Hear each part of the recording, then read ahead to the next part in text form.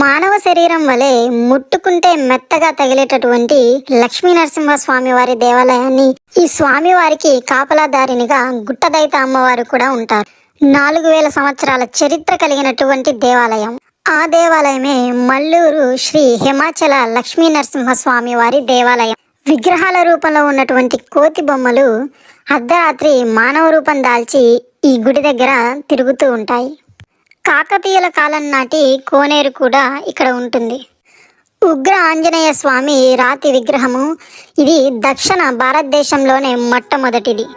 గజనీ మహమ్మద్ రాజు గారికి స్వామివారు కలలో సాక్షాత్కరించి నేను గృహ అంతర్భాగంలో ఉన్నానని సెలవిచ్చారనమాట. అప్పుడు గజనీ మహమ్మద్ గారు 76,000 మంది సైన్యంతో గృహను తవ్వగా గృహ అంతర్భాగంలో స్వామివారి మూల విరాట్ అనేది బయటపడింది. స్వామివారి పాదాల చెంత నుంచి 365 డేస్ నిరంతరం ప్రవహించే చింతామణి జలధార. ఈ గుడిలో ఎన్నో అద్భుతాలు. స్వామివారి కోసం గృహ తవ్వే సమయంలో స్వామివారి నాభికి గుణపం గుచ్చుకుంటుంది.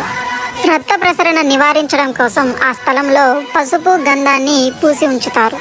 స్వామివారి వక్షస్థలంపై మానవుల వలె రోమాలు కూడా ఉంటాయి. స్వామివారి వక్షస్థలాన్ని ముట్టుకుంటే మానవ శరీరం వలె మెత్తగా ఉంటుంది.